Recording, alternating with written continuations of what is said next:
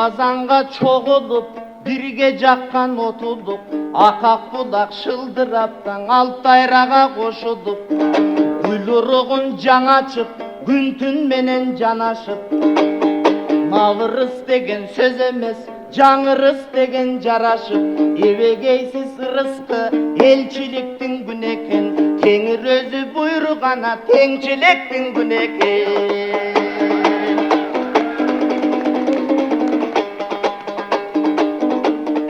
Топырақ торысып жерейіп, тоң жарылған күн екен, жер су менен аралаш, жеңі жоқтың арбағың ей,одарылған күн екен.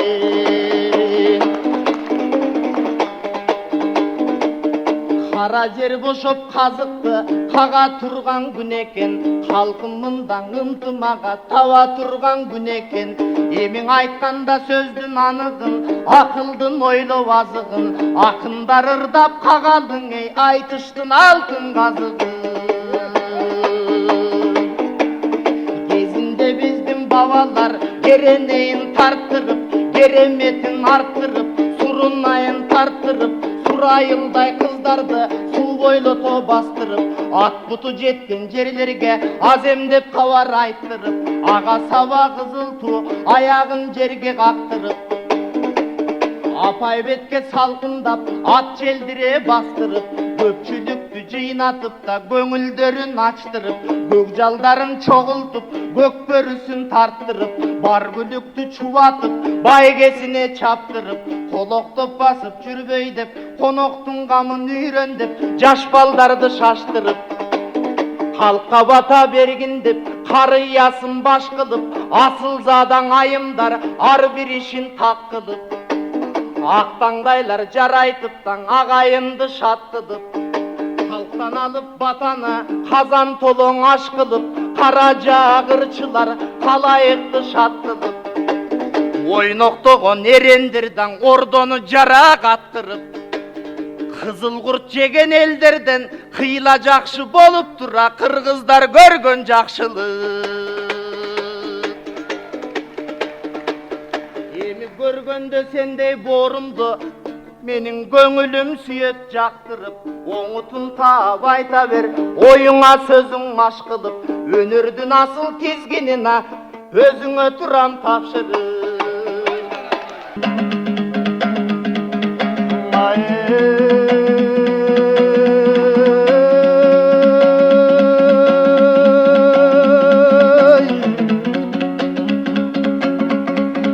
Бісміллә, сөз бастайын сабыр менен, қайнап тұр Құдай берген қанымды өлең. Ассалаумағалайкум қырғыз елі, Ерманастың қолындай дәуірлеген, ұлыстың ұлы күні құтты болып, бау-бақшаң жайнап өссін бағың менен. Салтанатты Сарыарқам сәлем айтты, қауышқандай бар қазақ бәрің менен. Мысалы ердің екі қапталындай, ашып келе жатыр ғой бағыңды өлең. Қомыз бен домбырасын қолына алған, ақынды атасындай қадірлеген, жорға менен жүйрікті бір жаратып, аламанға ат қосқан қауым менен. Көкпар тартса болатын тақымы бір, айтысқанда болатын ақыны бір, бірлігіңді тірлігің мәлім деген. Қайнаған дүниенің базарында жайлаған тасымды өлең, тауымды өлең. Тарихтың ақтарсам парақтарын, тағдырыңнан жазылған тәлім көрем. Оқысам тасқа басқан таңбаларды, күлтегіммен Барысбектің бағын көрем. Қомыз бен домбырасын қолын алған қазақ пенен қырғыздың шалын көрем. Алатауды жайлаған екі ауылдың, қарасам қасиетінің бәрін көрем. Қырғыз бенен қазақтың байрағынан азаттықтың арайлы таңын көрем. Жең жоқтың тойында сондықтан да жарқылдап сөз бастадым жалын менен. Ей, біз қандай ынтымақшыл халық едік, қызғанбай жалғыз құртын жарып жеген.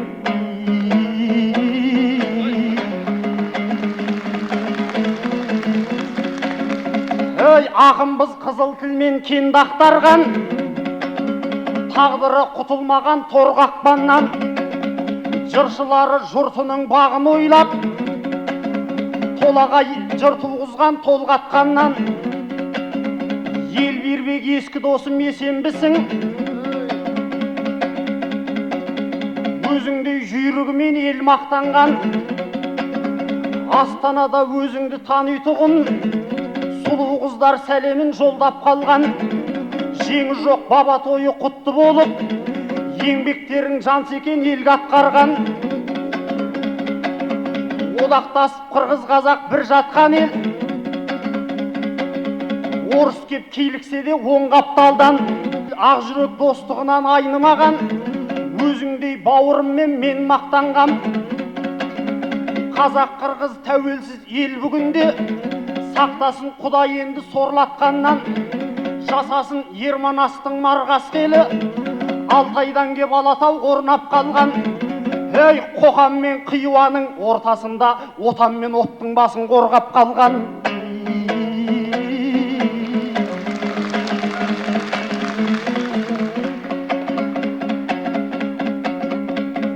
Ел бербек жігіт едің жөн ұққандай, тәтті жырың таңдайда еріп балдай. Пейіліміз не деген әппақ еді, ұлыстың ұлы күні жолыққандай. Бәл былтыр Астанада айтысы бек, Алла деп құбылаға беріп маңдай. Ал бүгін кең Бішкекте кездестік ау, тілекті бір арнада тоғытқандай. Берекеміз айтыспен ажарланған, берекеміз бауырым берік қандай. Келекеуіміз сыйлайық елге қызық, алдамшы уақытқа сеніп қалмай. Аттың басын тізгінді қолың алып, жіберші жандай болмай торыққандай. Ей, асыл жырды төкшенді атаң құсап, мысалы мыстан алтын қорытқандай.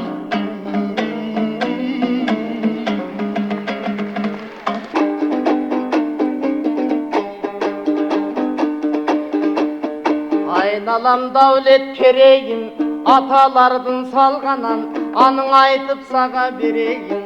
Урматту дәулет керейін, ұлыларым кеп айтқан, ұзанып саға берейін. Рас қазақ қырғыз бір туған, кендік кесіп кір жуған, далайдан бері келген ел. Алышам деген дұшманды адедірбей жеңген ел. Рызқысын насибін мұнан көрменен төгіп берген ел. Емі бұл қазақтан кім өткен, қара шулы бейдібек, қасиетті шер өткен. Қара тоды қалыптыр, қара бурадаг өткен. Жан бүткенге жеңілбес, жалан төстей жан өткен. Мұрастарын қалтырып та Мұхаммед Хайдардаг өткен. Андан бері қарасаң, асан қайғы қаз туған, аламда қанша ырчы бар, екеуіміздей сынчы бар, бірақ андайдың ене аз туған. Андан бері қарасаң, Аралбай менен қачаған, артықша туған атадан, артында сүгір жырауы, ардағын жұртқан атаған. Мәдәлі қожа Шортанбай, қазаққа жанған шолпандай, майлы қожа құлыншақ, самағаны оңтүстік, санаттары бір құшақ. Ақындар өткен қазақтан, Ұлбике Сара сияқты, әйелден артық туылғандан, асылдар өткен қазақтан. Ошо біздің бабалар санағаның сарчақа, қиын болсын девеген, сана түшіп башыңа, қиын болсын девеген, ойлағаның он күндік бұйым болсын девеген, омап кетіп башыңдан, қиын болсын девеген, сандырағы батыштың ырың болсын девеген, сақсаңдағың алардың бейің болсын девеген. Үрейіңді ұшырып, үрген етін тұқырып, үстіңірден башқалара қиын болсын девеген.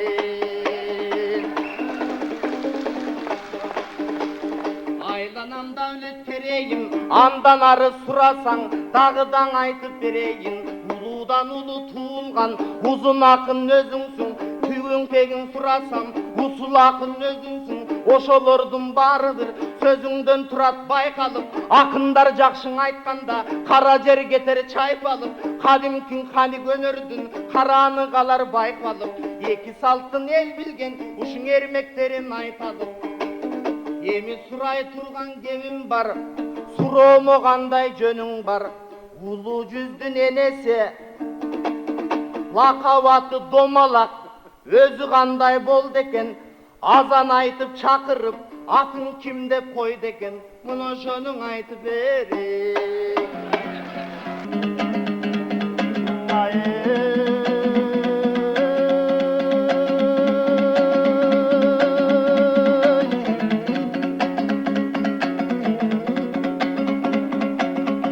Ey Құдай нұрын төккенде қарыш көктен,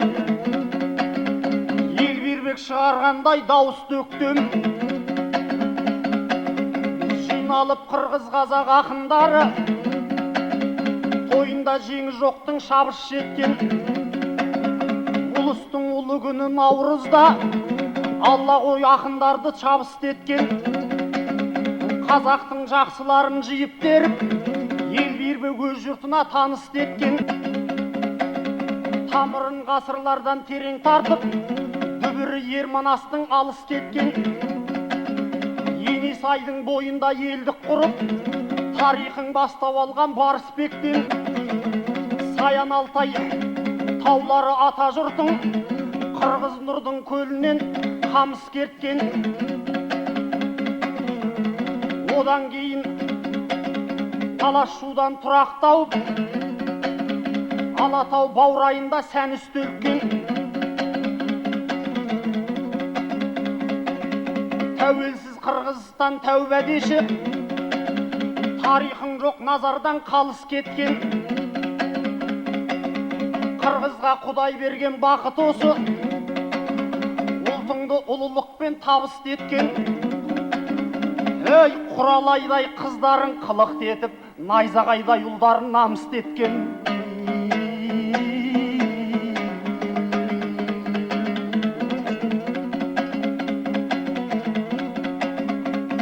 Сұрақты қойып қалдың жара жолдан,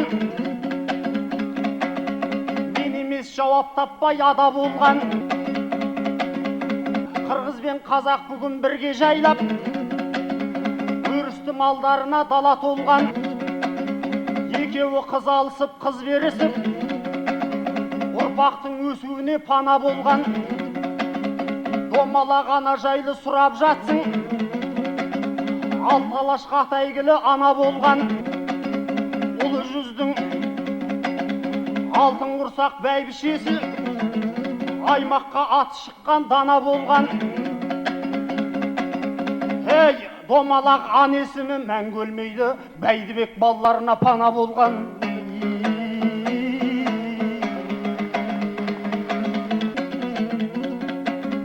Ей, Елбербек жырыңдары қайырмақсың,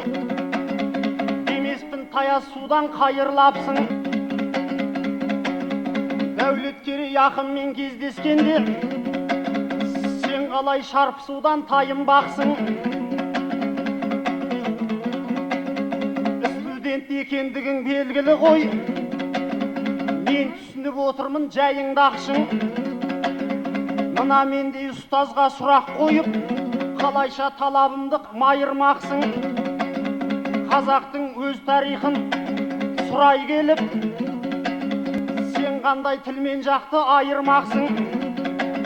Ей, білмеймін қандай мақсат ойыңда бар, әйтеуір жақсы сұрақ дайындапсың.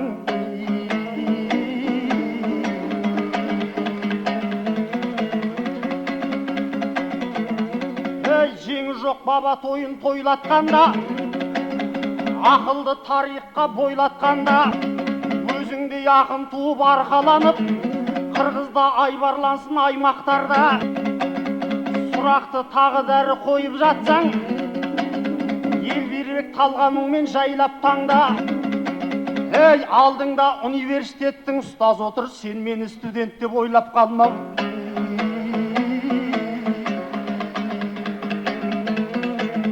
Ей, отырмын өзіңменен таныспын деп, айтыс болғасын алысқым кеп, баяғы бабалардың салтыменен өздеріңдей ақынмен жарыстым көп. Ей, 30-ға шейін әлі оқып жүрген, әр қарай не дейді екен кәрі студент.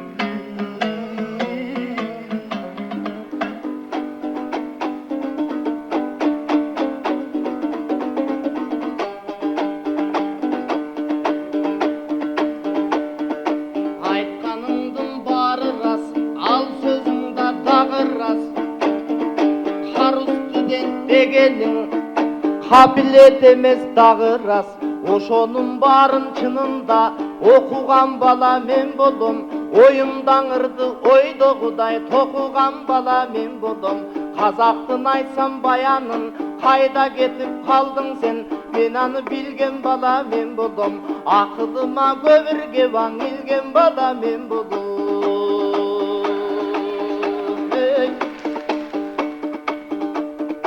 Рас ошондон кепті баштасаң, улуу жүздүн энеси, лакабаты домалак, домалак эне дейт экен. Элинин камын жеген бир эстүү эне дейт экен. Адамдан артык туулган мурдуу эне дейт экен. Ошондуктан чынында бала кезде коюлган башкысымы бар экен.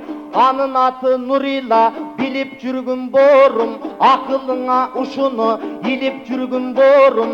Өзүңөң аны билгениң кубат болот борум. Тегиңди жакшы билбесең аң уят болот борум.